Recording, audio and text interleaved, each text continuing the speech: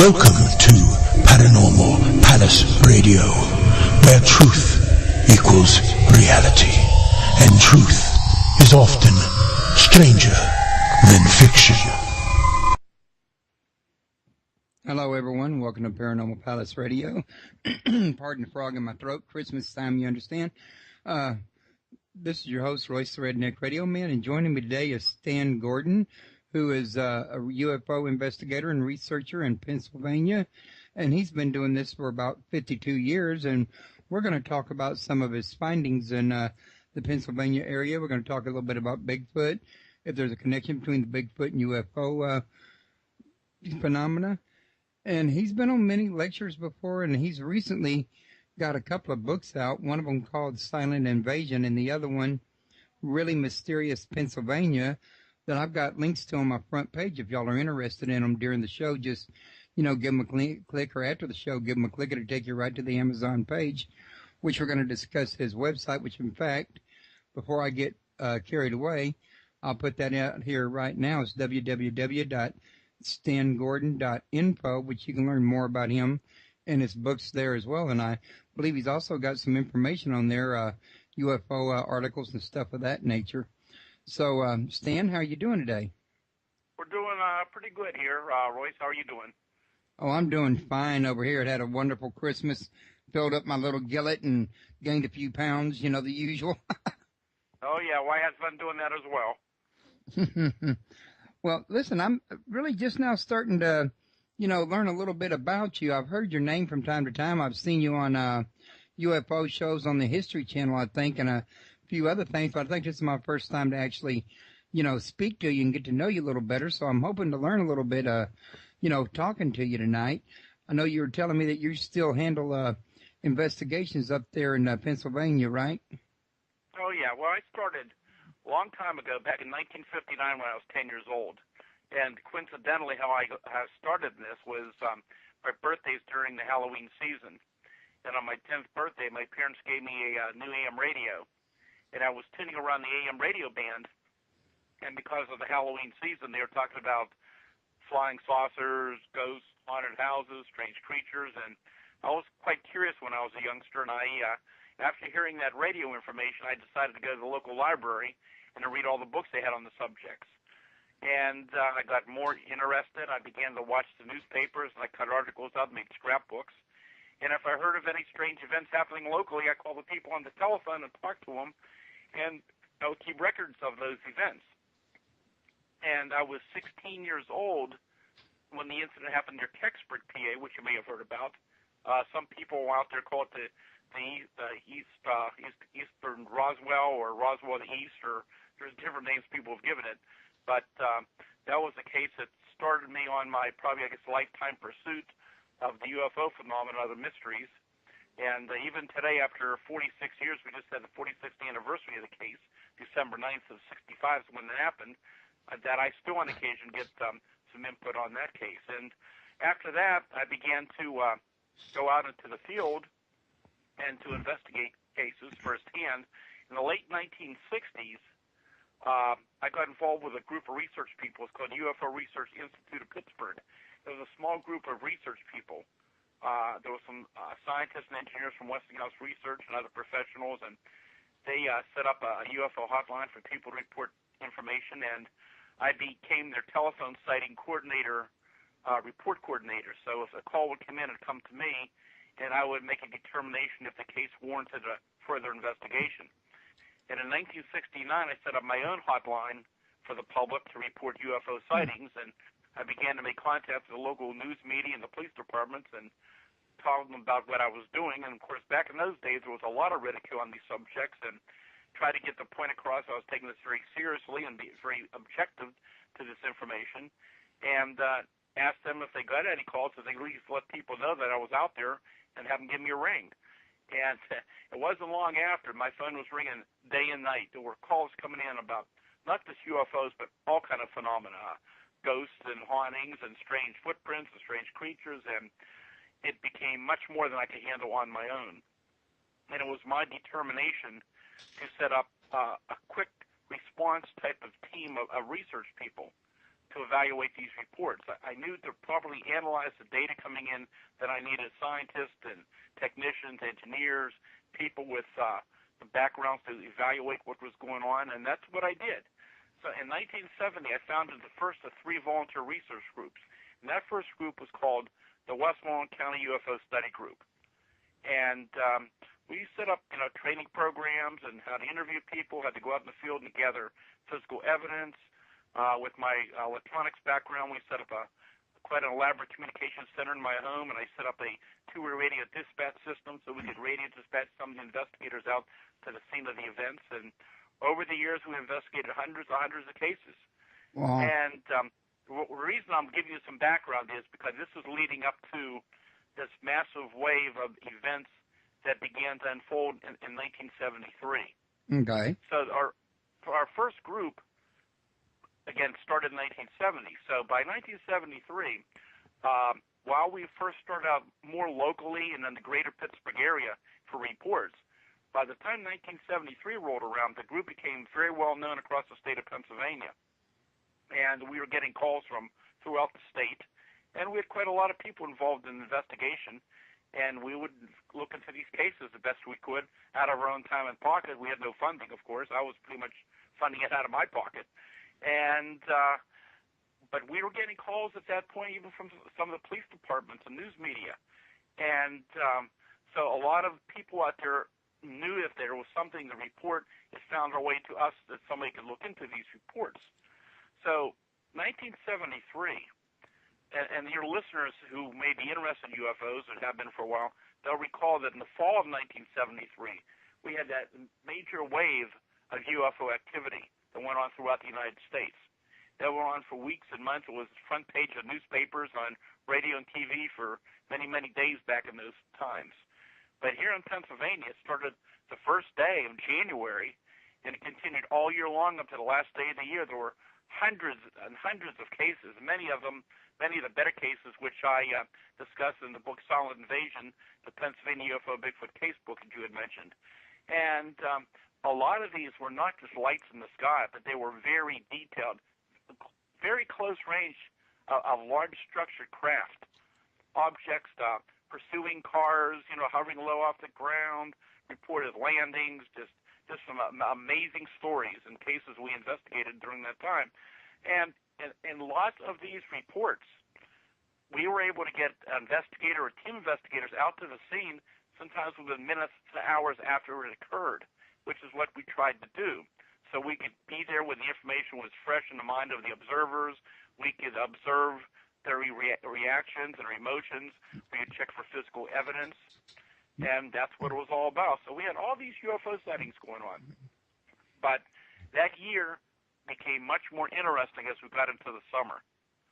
And what began in the summer of 73 was this massive wave of Bigfoot sightings that happened over a widespread area, mainly concentrated in southwest Pennsylvania over numerous counties, but also in other parts of the state as well.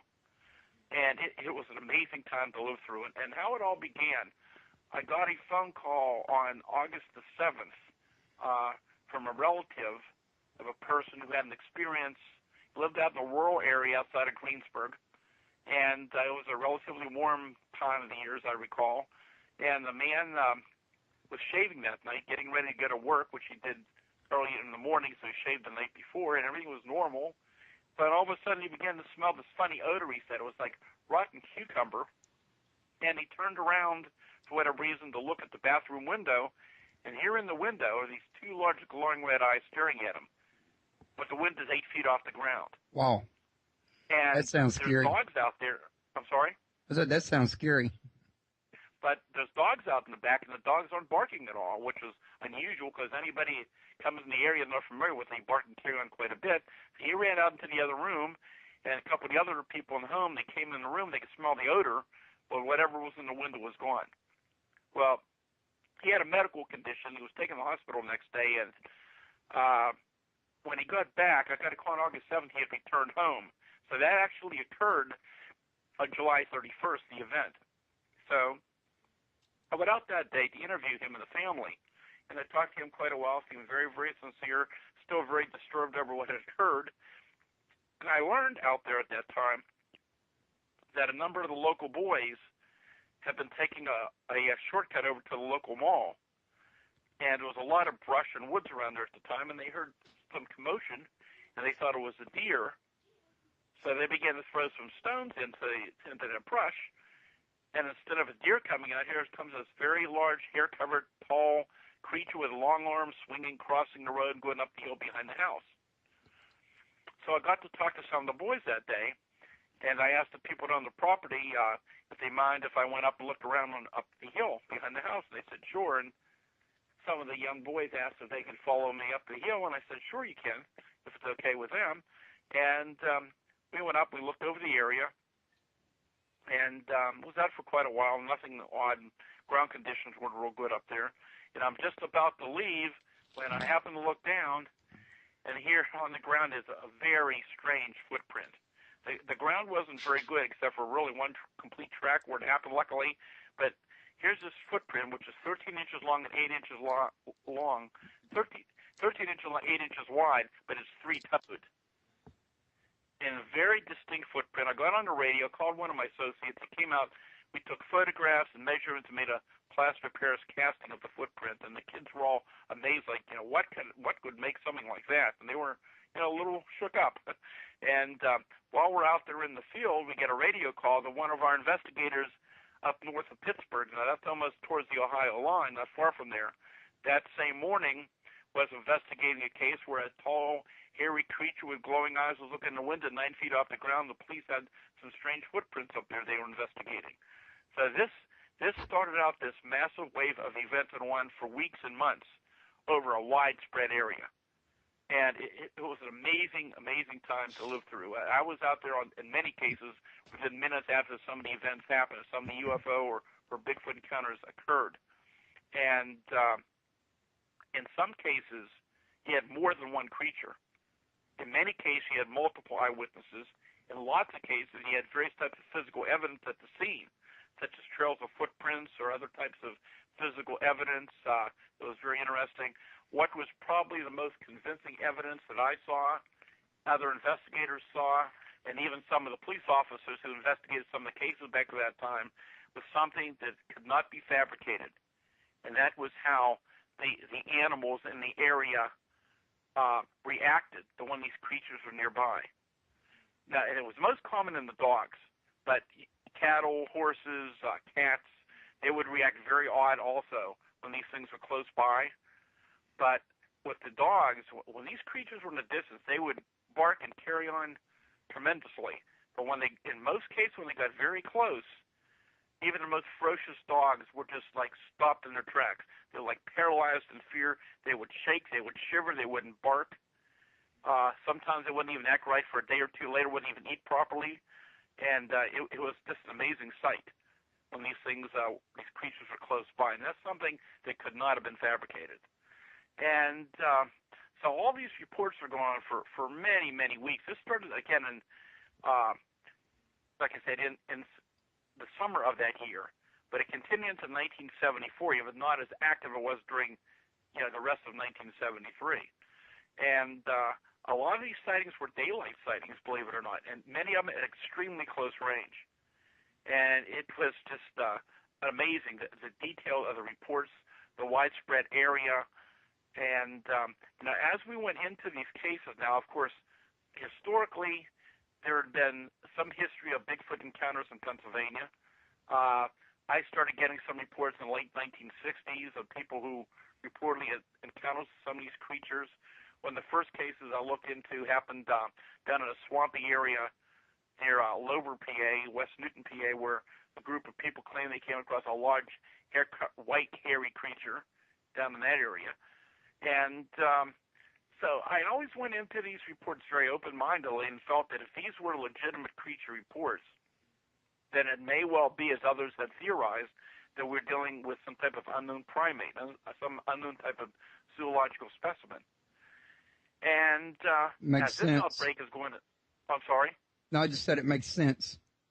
So as 73 as we're going along, as these cases are unfolding, there was, of course, the main theory, what was going on. But as reports began to come in, and again, a lot of these calls are coming in initially to the police departments, to the news media, and then we were getting reports. And the calls are coming in from a lot of very, very upset people, frightened people, people who just wanted to figure out, like, what is going on out here, because they've never had encountered such things, and most people would never have believed that such things could exist until they had their own personal experiences. But anyhow, some of the reports began to get much more unusual and much more interesting. One of the first reports we had was from a rural area from the wife of a prominent doctor.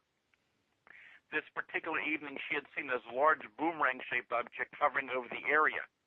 And then a few hours later, she was hearing gunshots pretty close right down the street, and found out later that the neighbor went out in the yard to see what was causing his dog to be very upset out there. And here's this large, hairy creature going after the dog, chasing the woods, and the man starts shooting at the creature. So we thought, well, that's pretty interesting. You know, you've got a UFO, and then you've got a Bigfoot in the same area, you know, within a relatively short time after that. And as weeks and months went by, we began to get more and more cases where, for example, you'd have a UFO sighting in a particular area, and then a short time later you have a Bigfoot sighting, or vice versa. Then some of the reports got even more intriguing. Case in September of '73, north of Pittsburgh, there was two young ladies waiting for a friend to pick them up out in the country up there, and here's this large white hairy covered creature taking long strides, going across the road into the woods. And seeing the creature alone was very mystifying, but in one of its hand, it had a small glowing sphere of light that it was carrying. So they ran over and told the father, one of the guys that owned the property, where the creature went into the woods, told him what happened. He went down, started looking around, and while he was down there, this object comes across the sky and slows down and projects a beam of light down into the woods. And then things got more and more interesting with other cases of UFOs and Bigfoot being seen together. The classic case, and one that's been receiving a lot of international interest, and I wrote the whole complete story up in the Silent Invasion book, and we'll just touch on it. It gets stranger and stranger, and we could talk for hours just about this case. But okay. just to give you a preview of the event, this occurred October 25th, 1973, up in Fayette County. And Fayette County is along the Chestnut Ridge. And the Chestnut Ridge is a mountain range that runs about 100 miles long from Preston County, West Virginia, through Westmoreland, Fayette, and Indiana County in southwest Pennsylvania. But it's a hotbed for strange phenomena. I mean, there's been a long history of a lot of things going on along the ridge.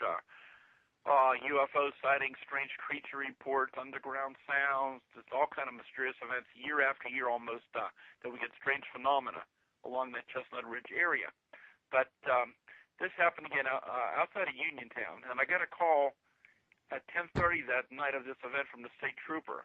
They just came back from investigating this multiple witness UFO landing with two Bigfoot creatures in the pasture field at the same time. And I talked to this state trooper. One of the key witnesses was at the barracks at the time. I talked to him, and the trooper himself seemed a little shook up, and he kind of suggested we should get an investigating team up there as soon as we could, because he felt that there might be something still up there. So we were a pretty good distance away, and it was already late at night, but we did get our team together. We got a number of fellows together. We got our equipment checked out, and got our tape recorders and radiation meters and all the equipment, and we made our way up there. We got up there early in the morning hours, and what we found out was that about 9 o'clock that evening, about 15 people in that small rural community out there, they observed this object, which they described as big as a barn. It was a big round object, red, and it was about 100 feet off the ground, kind of hovering and slowly making its way down towards the pasture. So this happened again. The farmer's son, this was actually on his dad's farm, was out in the area at the time, and he saw this thing coming down. He went up to a neighbor's house, got a different perspective to look and see this thing as it was coming down, and he and two of the neighbor boys decided to go up to investigate. So he went over to his dad's farm first and grabbed 30-06, and he grabbed some live ammo, and there was also 2 tracers. And now in the distance, as they're slowly moving towards that area, they're hearing a number of different sounds. You hear dogs going crazy in the distance. They're hearing like a high-pitched whining sound. They're hearing baby crying sounds in the distance. And as they get closer, these sounds are getting louder. So they worked their way up to the hill, up to the top of the pasture. And when they got to the top of that hill, they're all amazed at what they're seeing, the trio of witnesses. But here on the ground, about 250 feet away, is this object. But it's no longer like a sphere, it's like a hemisphere. It's like a big white dome with a flat bottom on the ground or right above the ground. And they estimate this thing's about 100 or so feet in diameter. And it's making that high-pitched sound. It's very bright and luminous. It's lighting up the whole area. And they're all in amazement. And they're sitting there watching this thing, and they're not there too long when one of the other witnesses points out to the fence line, there's a barbed wire fence about 75 feet away. And along that barbed wire fence, here's these 2 creatures slowly walking in their direction. Now, at first, their first thought was they got to be bear. And then they realized that these things were, the biggest one in front, about 8 foot tall. The other one's about 7 feet tall. And they're moving one behind the other slowly along the fence line. They're tall. They're covered with long, dark, matted hair. They have very long arms almost down to the ground. They have glowing green eyes. There's a smell in the air like burning rubber. And these creatures are making like that baby crying sound, like a whining sound. And they're walking in their direction, one after the other, and one boy gets really, really upset at some point, and he runs out of the field. And finally, the other one wants to shoot him. So the fella, the farmer's son, the bigger fellow, the older guy, he fires a shot, which was just a tracer. So it's just that bright flash of light. And he fires a second tracer. And when he fires that second tracer, the largest of the 2 creature makes a whining sound and then reaches out as though to grab at that tracer. And at the exact moment that it does that, the object in the field vanishes. It doesn't take off. It's just gone. It disappears. The light's gone. The sound is gone. The object's gone. And at that point, the creatures turn around and started walking along the fence line back towards the woods from where they apparently came. And at that point, he fired some live ammo into him, and this fellow's been hunting for years, and he said, he watched these things, and he kept seeing their green eyes staring at him. And he's shooting at them, and he said he's sure that he hit the largest one with no doubt, but there was no indication from either creatures that they were slowed down or hurt in any manner. And at that point, they both run out of the field. And they go back to their truck, go back to the farmhouse, tell the family what happened, took them to a neighbor's, and they called the state police. So it's about 45 minutes later when the state trooper arrives on the scene, and I'm here to investigate the flying saucer, and the witness just says, well, look, just forget about it. You're going to think I'm crazy. And the trooper said, I have to investigate the report because we had a report of 2 similar creatures up in the mountain the night before. So they go up in the patrol car, and what the trooper told me was they went over to the area where the object had been, and that whole area was self-luminescent and glowing, about 100 to 150 feet in diameter. But the farm animals wouldn't go anywhere near it.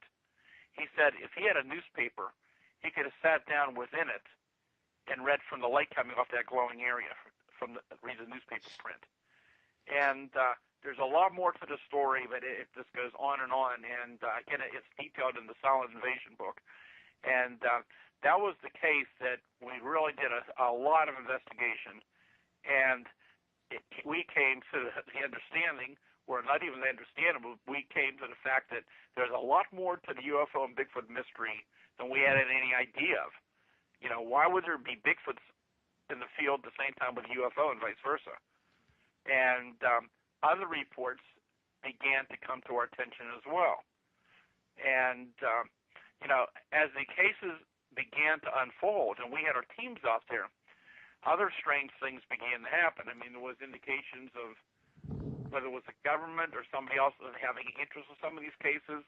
We had trails of footprints, for example, that just suddenly stopped and disappeared when there should have been more tracks. A lot of other type of strange events began to unfold, being reported by different people during that time period, and it was just an amazing time. But we began to ask the same questions as a lot of the skeptics do about Bigfoot. If these things really exist, why isn't there more physical evidence? Not that we recommend anybody shooting at it, but why hasn't somebody shot one? Why hasn't somebody hit one with a car? Why hasn't somebody found a body after so many reports year after year, not only in the United States, but throughout the world, of something similar?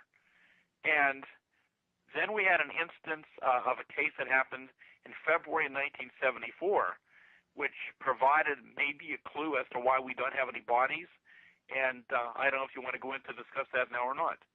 Oh, yeah, that'd be fine. There was one thing I would like to mention real quick, because I was reading this in Nick Redfern's latest book, Keep Out, that he's theorized amongst some other people that perhaps some of this could be our actual government or military that's manufacturing this stuff for the the benefit of any spectator as kind of a cover story to cover the new craft that's coming out, in other words. You talk about some of the UFO cases? Yeah. Okay. As I mentioned, I couldn't hear somewhere you're saying. Can you repeat that again? Okay, sure. Yeah, I forgot about what you said about your ear. I apologize for that. But, yeah, I was just thinking that Nick Redfern in his newest book, Keep Out, was talking about that there was a possibility that some people with the military could be putting on UFO shows and maybe even Bigfoot shows for the benefit of spectators to keep people's attention on that rather than on new military vehicles. It's, being, manufactured in the area. For example, anywhere in the area where your sightings are there any underground bases you might know of? You hear rumors of these type of things, but nothing I'm aware of. Of course, there is allegedly various underground installations in different parts of the country. We know, of course, some of them do exist, but nothing that I can think of that would stand out in that area. And I can tell you, not just in 73, but literally the thousands of cases I've investigated now in the past 52 years in Pennsylvania, year after year. And, of course, I'll say right from the beginning, and I should tell you this, of all the cases I've investigated, a high percentage of cases, when you look into any phenomena, are generally determined to be either man-made or natural origin. However, there are cases you cannot easily dismiss. In all the years I've been doing this, I've never personally seen a UFO or Bigfoot. I've seen lots of evidence. I've talked to thousands of witnesses. I don't have the answers to what's going on, but something's going on out there.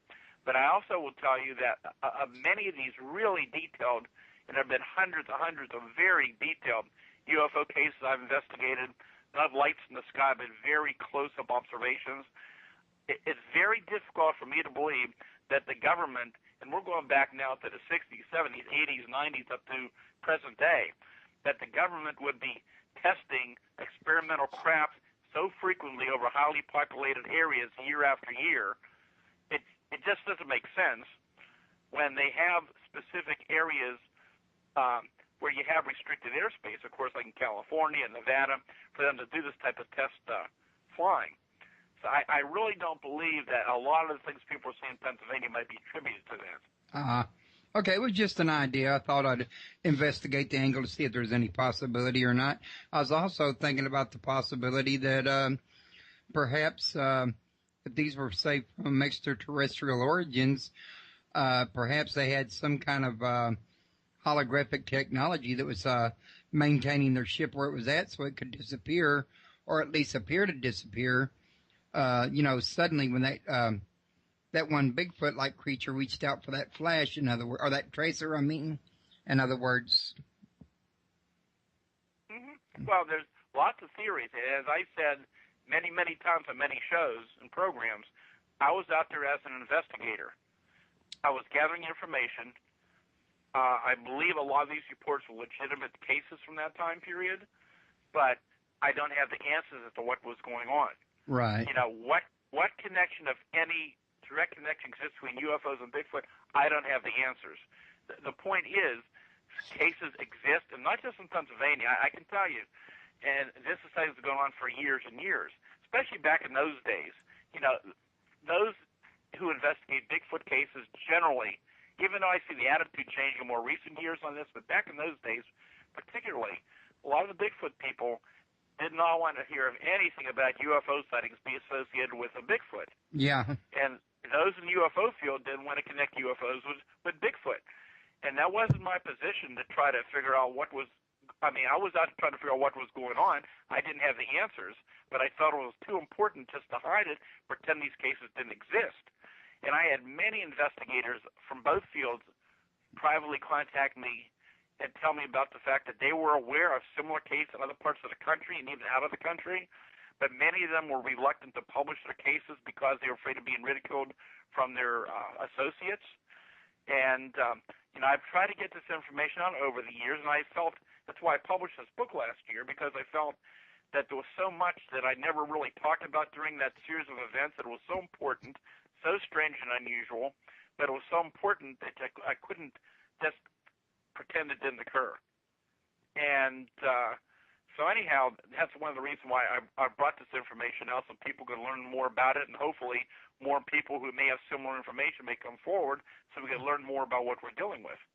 Yeah, that would help if more people would come forward. What was this other case that you were fixing to tell me about before I asked the questions? Well, you know, as I said, we always wondered, you know, why hasn't there been any bodies found? And the skeptics, of course, have asked the same thing for years, and I've got to ask the same questions myself. Why didn't we have any bodies after so many reports? So on February 6th of 1974, back up in the mountains of Fayette County again, interesting time period. Those who were living back at that time will recall that when this was happening, there was a national trucker strike. There was gas rationing going on. There was some shootings on their highways across the country. And in Pennsylvania, the National Guard was patrolling with the state police. So in this particular event, you had National Guard and state police who responded to this incident. And I couldn't get up to the scene early the next morning because I couldn't get gas down here. And what we found out was I went up and interviewed those involved the next morning, myself and one of my other investigators, and we met with a animal control officer up in that county as well. And what we learned was that evening, this was a woman who lived out in the country all her life. She knew animals well. She was pretty much not afraid of anything, lived in a little cabin up in the mountains, and that evening she heard a commotion on her porch of her little cabin home. And there had been a pack of wild dogs had been coming through. She figured these dogs were back because she was hearing there was some garbage out there, some cans out on the porch, and she heard the rattling of cans and figured the dogs were back. So she decided to load her shotgun. She loaded one chamber of her shotgun, and she was going to fire right over the head of the dogs just to scare them off.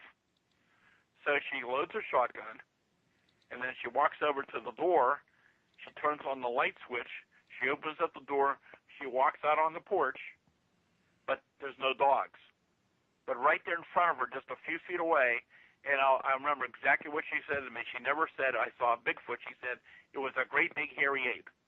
There was this huge hairy creature with his arms straight up over its head right in front of her. So what her reaction is? She fires right into it. And when she pulls the trigger and fires, she says there's this real bright flash of light, like somebody took a picture from a camera, and the creature vanishes right in front of her. It's gone. So her family lived about 100 feet away, and they heard the gunshot. So they called over and asked what happened. And she tried to explain to him. So the son-in-law grabs his pistol, and he begins to make his way up to her home. And he said he was surrounded by, I believe, 4 or 5, what he said, like hairy people with eyes like coals of fire. And he started shooting at him and ran into the cabin. And at the same time, here's this large object with different colored lights. He said like a big Christmas ornament hovering over the woods at the same time. Now, they were pretty shook up, so they called the state police. And these people had a lot of animals up there, including a number of dogs. And I talked to the investigating officer, and he said he said, I don't know what happened. He said, by the time we got up there, he said everything was gone. But he said how the animals reacted was just unbelievable. It was the strangest thing he'd ever seen. He said there was, I think one was Eskimo Spitz, maybe a German Shepherd, and a couple. He said there was one of these big dogs was in a cage, and he said he reached inside that cage, and he tried to pull that dog out, and that dog should have ripped his hand off. Dog wouldn't bark, wouldn't move, the shivering and shaking, just scared to death, and it just did not act normal at all. And he said it was just unbelievable how all the dogs were like that, and all the animals up there, you could see how they were reacting to something really, really scared the dogs and the animals up there. And that's something you couldn't fabricate. And when we were up there the next morning, we were investigating and looking around the area. We went out in the woods, and we found the BB pattern right in line in a tree out there in the woods, right in line where the lady shot at the creature from her Porsche. So if the story is true, and I felt no reason for these people to fabricate such a story, and they seem to be very legitimate, then here was a clue as to maybe why we don't have any bodies of these things. That we might be dealing with something that's not, looks like a flesh and blood animal, but there might be some other characteristics to it. And, you know, the Native Americans have said for years that these creatures are much more spiritual in nature, and maybe they're closer to the truth than we think they are.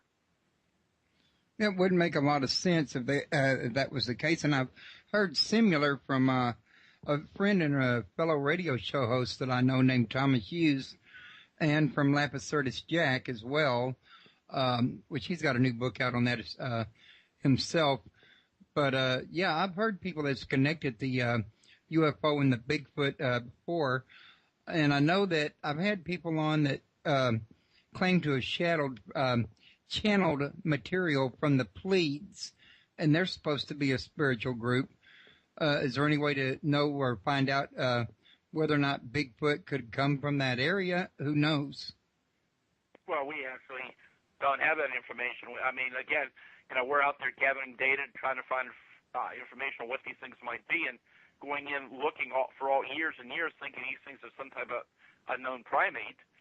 And then we came up with a series of events that happened in the 70s that gave us a whole different perspective as to what we might be dealing with. And, I mean, since that time, I mean, we have Bigfoot sightings here in Pennsylvania year after year, and many of these are very, very detailed accounts. And that other report I have, Really Mysterious Pennsylvania, we have some very, very close-up, very detailed, you know, daylight encounters with Bigfoot type creatures. And, you know, again, we have footprints, you know, we gather over the years, different casts. And it was interesting that while here in Pennsylvania, you have your typical five-toed footprint, a lot of the reports we had, especially during the 70s, were three-toed footprints. But again, a lot of people may not be aware that around in the Pacific Northwest, other parts of the country, we have your typical five-toed tracks. You also occasionally have three-toed and even four-toed footprints showing up. So there's a lot of mystery here is what we're dealing with. It's hard enough to believe we're dealing with one type of unknown specimen. And what are we dealing with? If some of these other tracks are legit, as some of the ones we have in Pennsylvania, which we believe probably are, but they don't fit into those categories of your so-called typical Bigfoot tracks. And then the other factor is if they're not solid, how are they leaving footprints? Or can they become solid if they choose? Well, again, some of the cases seem to suggest that we're dealing with a phenomenon that has both a physical and a non-physical aspect to it. Right. That's an interesting thought. Got to be, you know, you'd think it'd have some kind of form of astral projection involved in it. I've actually heard of bilocation before. I don't know if you imagine you probably have too, and I don't know if there's any connection between that or not. Well, again, there's a lot of ideas, a lot of theories, and there are so many strange things that have shown up in some of these cases over the years, and it just makes you wonder what's going on. I mean, back in those days too, I mean, there was some indication that there was some government interest in some of these events. That one particular case up in Uniontown we talked about, October 25th of '73, because of some of the events that we didn't really get into on the program here, but I discussed in more detail. We did not do any hypnosis with one of the key witnesses, and many years later, because we attempted to try to follow up with different witnesses over the years in some of these cases, especially that case because it was so important. And many years after that event happened, one of my associates and I went up to interview the key witness, and many years later, we thought of maybe the possibility of using hypnosis at that point, and we're talking to the witness about it, and he said, why do you want to hypnotize me again? And we said, well, what are you talking about? And he said, well, you guys already hypnotized me. And I said, well, we never hypnotized you. And he went on to tell us that back in 73, probably a week or two after this happened, and we had been up there numerous times, after that event, that two men came to his home, which he always thought they were part of our group, our research group.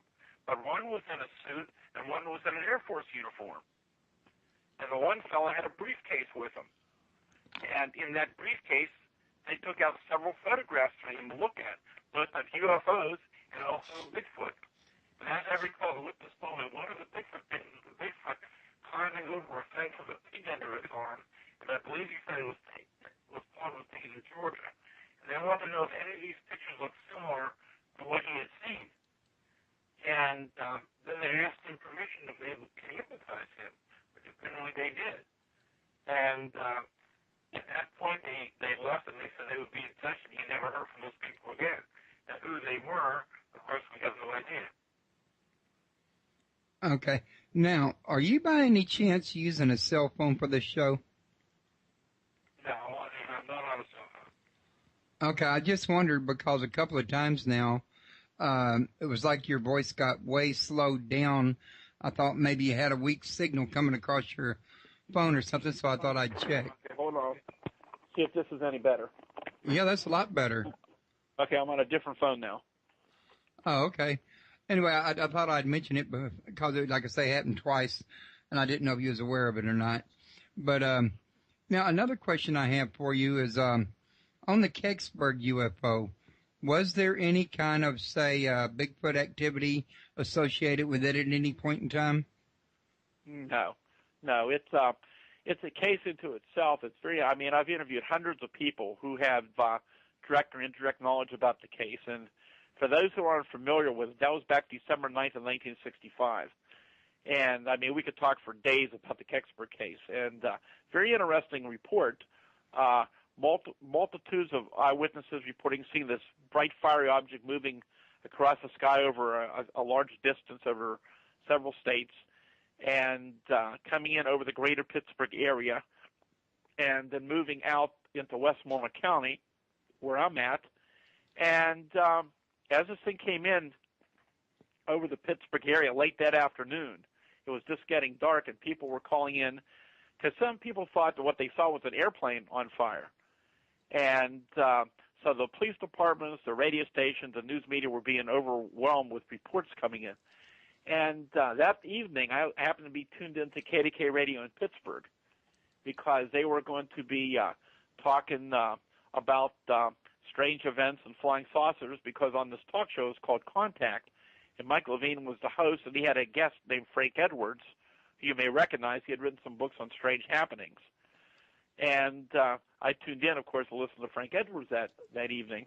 And basically the focus of the program was on all these multiple reports of this UFO that had been seen over the greater Pittsburgh area.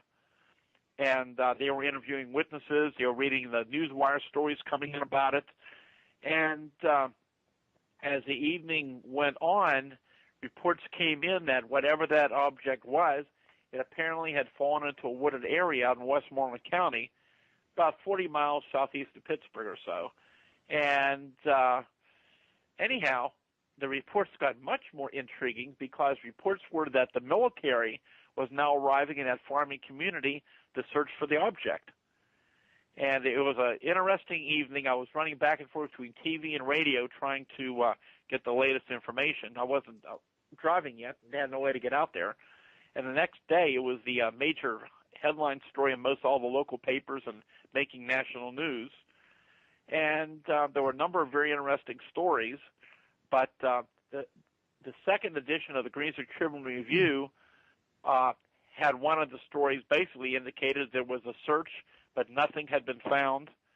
That apparently from the authorities that the report was that people had apparently seen a bright meteor in the sky, but that nothing had fallen to the ground, and the search uncovered absolutely nothing in the woods. And officially, that's how the story remains today. And I was, again, quite young. There was very little information at that time. I began to try to follow up with some of the people out in that area right after it happened, but got not much information. But there was a lot of people back then, and right at that time, indicating that late that night, which was actually early the next morning, people had seen a large military flatbed truck and trailer truck carrying a large tarped object out of the area at a high rate of speed. And I pursued the case as best I could. There was not a lot of information to go on, but over weeks and months and years, various people, neighbors, relatives of people who were involved, friends, people who were involved, began to contact me and gave me more and more information, which suggested there was a lot more to the story. And in 1987, I was holding one of my big public UFO displays at the local Westmoreland Mall, which brought in literally thousands of people. We had a very, very big exhibit for the public, and it brought a tremendous number of people in. And it was a great place to gather information because so many people who had sightings and never reported it came to us and gave us their details. And we didn't have a lot on Kecksburg at that time, but we had a little display, and one of my associates there talking to another man about it, and I was out for lunch, I believe, and man and his family happened to walk by, and he was listening to the conversation. He broke in and said, "Were you talking about the thing that happened in Kecksburg?" And my associate said, "Yes." And he said, "Well, I was on the search team that found the object."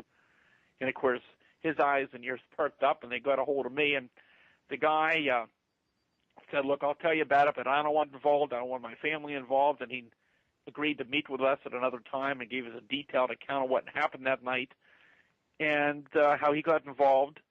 And he was not from Kecksburg himself. But what he told us was that he was a part of a volunteer fire department not that far away from that area that were called out with others to assist for a search of a possible downed aircraft in that area. And he described how he went out to the area with one of his fire units and a few guys and met a lot of other fellows out there he didn't know. And they broke up into different teams, and they got in the trucks and they left them off in different areas. They were going to conduct a search up in that wooded area. They had walkie-talkies. And he said they weren't out there very long when they got a radio call that one of the other teams had come across the object. So they hurried over to that area, and they're down in the middle of this wooded ravine, and are standing on this little embankment looking down this thing, which is only a few feet away. And what they're seeing was not a meteorite. It was not an aircraft. They expect to find down the aircraft. And he said this was unlike anything they had ever seen before. And this one witness, that turned out to be Jim Romansky. He had been a machinist basically all of his life. And he said to him, the best way to describe it, he said, it looked like somebody took liquid metal and poured it into an acorn-shaped mold. He said there was no rivets, no seam, no weld marks, no fuselage. It looked like a great big metallic acorn, kind of an off-gold bronze color. And on the back part of the raised-up area, like where the acorn, the back of it, he called it the bumper area. There were these raised-up markings that he said looked more like symbols. And he said they weren't down there very long when two men in trench coats came down through the woods and told them the area is all quarantined and you guys got to get out of the area right now. And right behind the two guys in the trench coats are soldiers coming down through the woods. And he said they were so close to each other that they were shining their flashlights on each other. And so that was in 1987.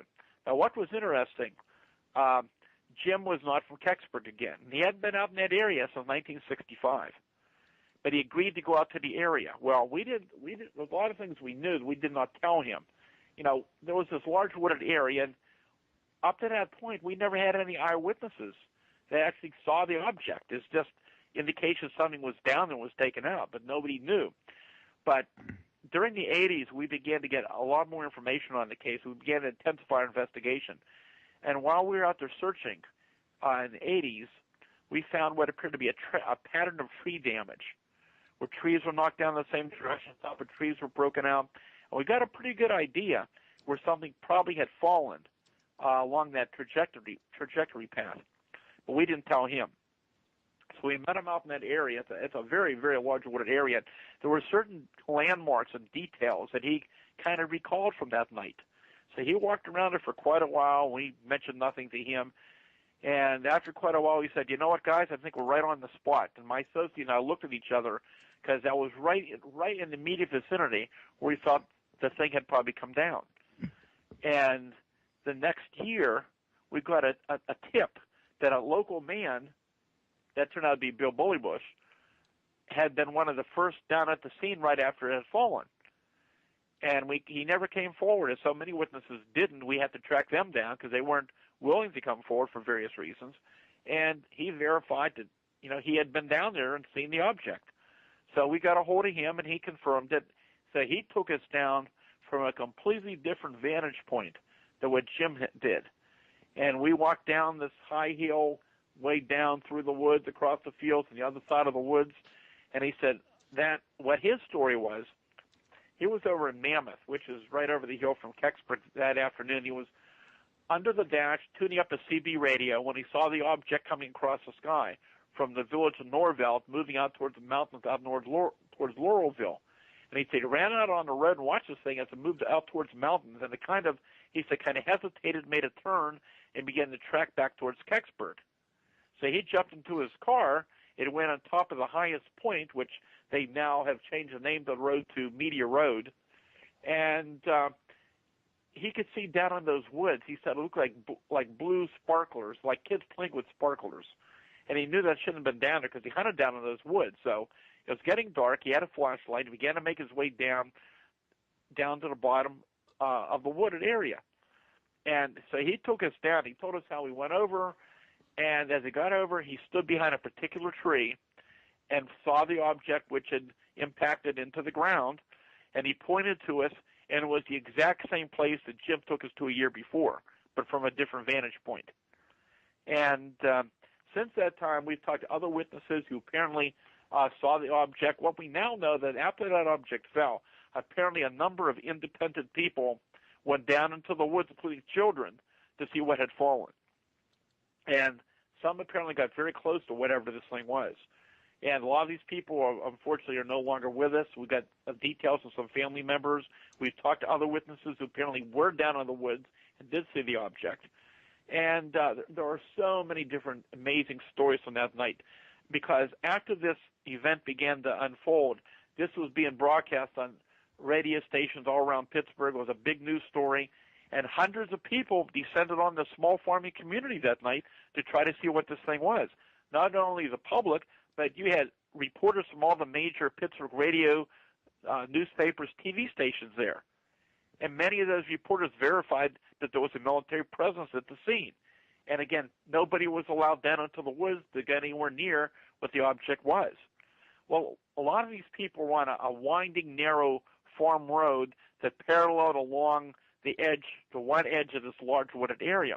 What they didn't know was that the object actually had fallen way on the opposite side down in the wooded ravine. And over on that opposite side was this dirt farm lane that various people, small number of people, found their way onto that night, and that's where most of the military activity was taking place. And we have various stories from different people, very interesting for so many independent people who saw the military there and military trucks and what was taking place. And a number of people, a lot of teenagers we talked to were out there that night, and some of them tried to sneak down into the woods from different areas and were stopped by armed military people or soldiers down in the woods. But also intriguing is the fact that several independent people have gone publicly on record and said that they were stopped by armed military personnel who aimed their weapons at them. Now, here you have soldiers on other people's private property preventing other civilians from going down into the woods. And all these years, nobody's ever found where that jurisdiction came from for them to have that type of authority to do that.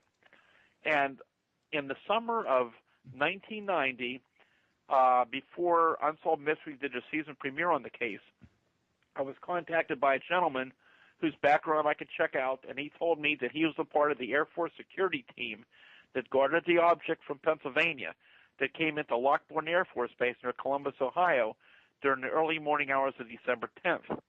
And he told us how they brought that vehicle in that flatbed tractor trailer in a way that they generally don't enter that complex. Another person independently verified the same story.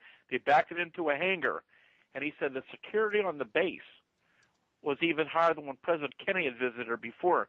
He said they were given a shoot-to-kill order to anybody who approached that hangar without the proper authority. Wow. Now, he told me he wasn't on that security team that long, but he heard it went from there over to Wright-Patterson Air Force Base. And other independent witnesses verified us what building they took the object to as well. So where it's at today, of course, we don't know. And what the object was is still open to speculation. Because whatever that thing was, I mean, it was relatively large. They estimated, from what they could tell, was buried in the ground. It was probably about 10 to 12 feet or more in length, about 8 to 10 feet in diameter. It was big enough for a human to be inside of. And as this object was coming in, it made turns along the path, and it made a slow descent. Those people saw it go down said it didn't come down at a high rate of speed, like a reentry of space debris or a meteor, but it came in relatively slow, and moments after it fell, there was a column of blue smoke that went up, but it dissipated very quickly. And so there's been many, many theories as to what this thing was, but everybody, who was involved, and many even today, after 46 years, still ask, why won't the government really tell us what was found that night? Yeah, the same way with Roswell and the Aurora Roswell, and I think the other one is Bentwaters and Shag Arbor, and they're all being, nobody wants to tell you anything, in other words. Yeah. Well, I actually, back a number of years ago, I produced a documentary, won a film award, called Kecksburg Untold Story. It's on DVD, and it, along with my books, is available at my website, which is stangordan.info. And if people want to get a personalized autographed copy of the book, they can order it directly through my website, or, of course, they can go to Amazon as well. Speaking about your book, I was going to say we're getting close to the end of the show. I was going to see you wanted to real quick, tell my listeners about your two books, Silent Invasion and the Northern Pennsylvania.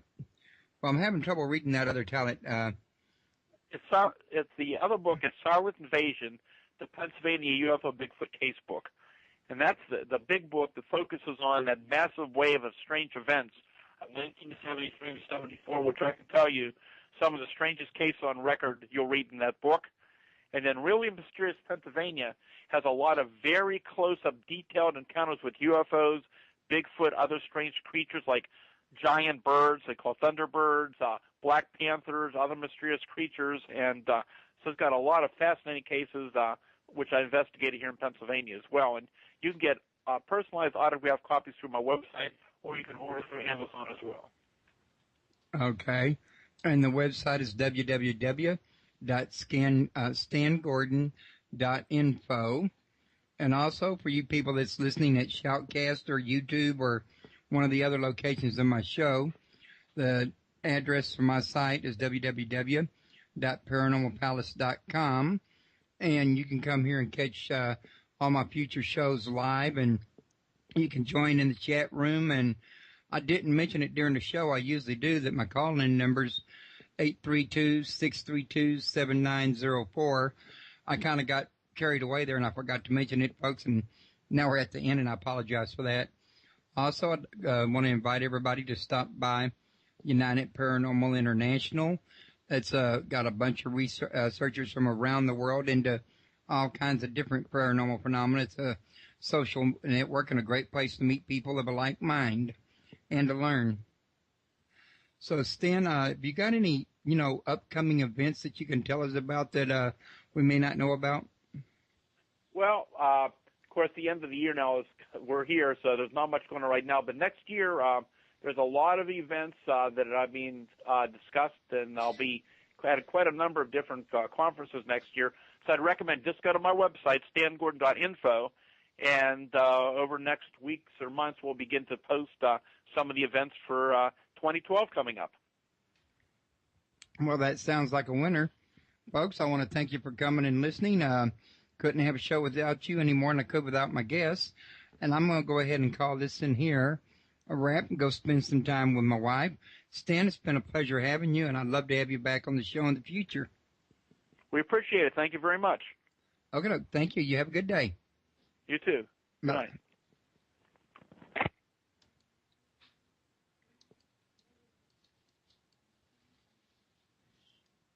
Out of our own time and pocket. We had no funding, of course. I was pretty much funding it out of my pocket. And but we were getting calls at that point even from some of the police departments and news media. And so a lot of people out there knew if there was something to report, it found our way to us that somebody could look into these reports.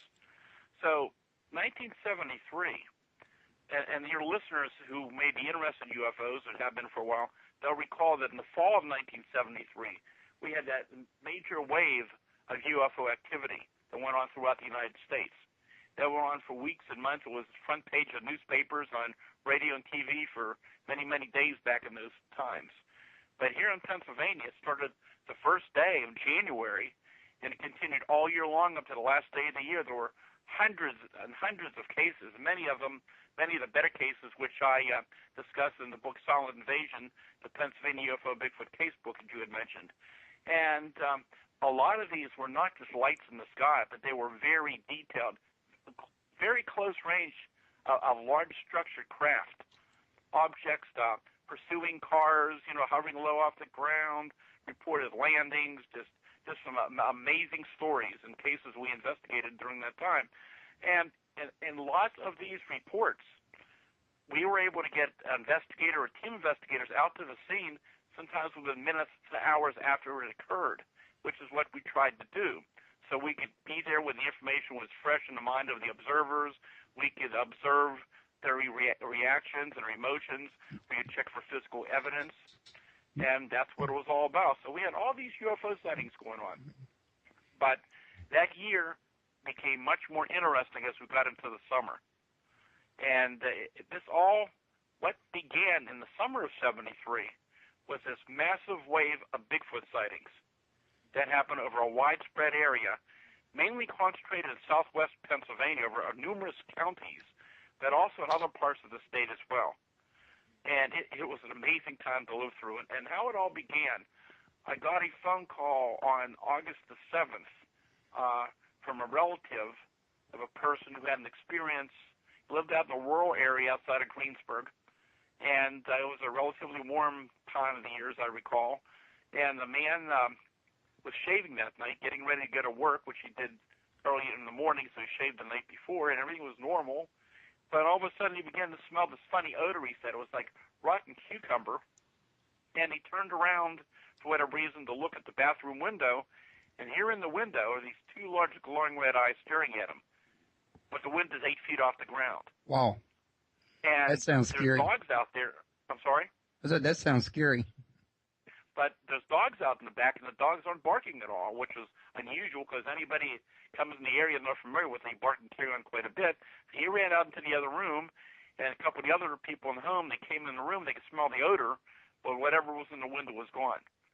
Well, he had a medical condition. He was taken to the hospital the next day, and when he got back, I got a call on August 7th, he had returned home. So that actually occurred on July 31st, the event. So I went out that day to interview him and the family, and I talked to him quite a while, seemed very, very sincere, still very disturbed over what had occurred. And I learned out there at that time that a number of the local boys had been taking a shortcut over to the local mall, and there was a lot of brush and woods around there at the time, and they heard some commotion, and they thought it was a deer. So they began to throw some stones into the brush, and instead of a deer coming out, here comes this very large, hair-covered, tall creature with long arms swinging, crossing the road, and going up the hill behind the house. So I got to talk to some of the boys that day, and I asked the people on the property if they mind if I went up and looked around up the hill behind the house. And they said, sure, and some report UFO sightings, and I began to make contact with the local news media and the police departments and told them about what I was doing. And, of course, back in those days, there was a lot of ridicule on these subjects, and try to get the point across I was taking this very seriously and be very objective to this information, and asked them if they got any calls, so they at least let people know that I was out there and have them give me a ring. And it wasn't long after my phone was ringing day and night. There were calls coming in about not just UFOs, but all kind of phenomena, ghosts and hauntings and strange footprints and strange creatures, and it became much more than I could handle on my own. And it was my determination to set up a quick response type of team of research people to evaluate these reports. I knew to properly analyze the data coming in that I needed scientists and technicians, engineers, people with the backgrounds to evaluate what was going on, and that's what I did. So in 1970, I founded the first of 3 volunteer research groups, and that first group was called the Westmoreland County UFO Study Group. And we set up, training programs and how to interview people, how to go out in the field and gather physical evidence.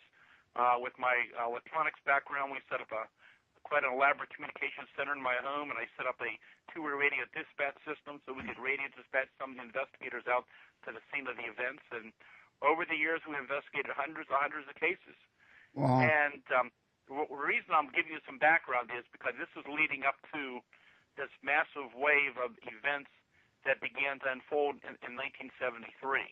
Okay. So our first group, again, started in 1970. So by 1973, while we first started out more locally and in the greater Pittsburgh area for reports, by the time 1973 rolled around, the group became very well known across the state of Pennsylvania. And we were getting calls from throughout the state. And we had quite a lot of people involved in the investigation. And we would look into these cases the best we could.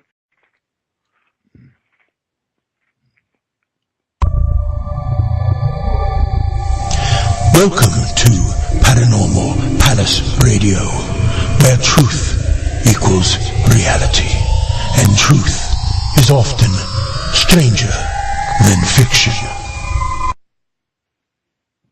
Hello, everyone. Welcome to Paranormal Palace Radio. Pardon the frog in my throat. Christmas time, you understand. This is your host, Royce the Redneck Radio Man, and joining me today is Stan Gordan, who is a UFO investigator and researcher in Pennsylvania, and he's been doing this for about 52 years, and we're going to talk about some of his findings in the Pennsylvania area. We're going to talk a little bit about Bigfoot, if there's a connection between the Bigfoot and UFO phenomena. And he's been on many lectures before, and he's recently got a couple of books out, one of them called Silent Invasion, and the other one, Really Mysterious Pennsylvania, that I've got links to on my front page. If y'all are interested in them during the show, just, give them a click, or after the show, give them a click. It'll take you right to the Amazon page, which we're going to discuss his website, which, in fact, before I get carried away, I'll put that out here right now. It's www.stangordan.info, which you can learn more about him and his books there as well. And I believe he's also got some information on there, UFO articles and stuff of that nature. So, Stan, how are you doing today? We're doing pretty good here. Royce, how are you doing? Oh, I'm doing fine over here. I had a wonderful Christmas, filled up my little gillet and gained a few pounds, the usual. Oh, yeah, well, I had fun doing that as well. Well, listen, I'm really just now starting to, learn a little bit about you. I've heard your name from time to time. I've seen you on UFO shows on the History Channel, I think, and a few other things, but I think this is my first time to actually, speak to you and get to know you a little better. So I'm hoping to learn a little bit, talking to you tonight. I know you were telling me that you still handle investigations up there in Pennsylvania, right? Oh, yeah. Well, I started a long time ago, back in 1959 when I was 10 years old. And coincidentally, how I started this was my birthday's during the Halloween season. And on my 10th birthday, my parents gave me a new AM radio. And I was tuning around the AM radio band, and because of the Halloween season, they were talking about flying saucers, ghosts, haunted houses, strange creatures, and I was quite curious when I was a youngster, and after hearing that radio information, I decided to go to the local library and to read all the books they had on the subjects. And I got more interested. I began to watch the newspapers, and I cut articles out and made scrapbooks. And if I heard of any strange events happening locally, I called the people on the telephone and talked to them, and I would keep records of those events. And I was 16 years old when the incident happened near Kecksburg, PA, which you may have heard about. Some people out there call it the Eastern Roswell, or Roswell the East, or there's different names people have given it. But that was a case that started me on my lifetime pursuit of the UFO phenomenon, other mysteries. And even today, after 46 years, we just had the 46th anniversary of the case, December 9th of 65 is when it happened, that I still on occasion get some input on that case. And After that, I began to go out into the field and to investigate cases firsthand. In the late 1960s, I got involved with a group of research people. It's called UFO Research Institute of Pittsburgh. It was a small group of research people. There were some scientists and engineers from Westinghouse Research and other professionals, and they set up a UFO hotline for people to report information, and I became their telephone sighting coordinator, report coordinator. So if a call would come in, it'd come to me, and I would make a determination if the case warranted a further investigation. And in 1969, I set up my own hotline for the public to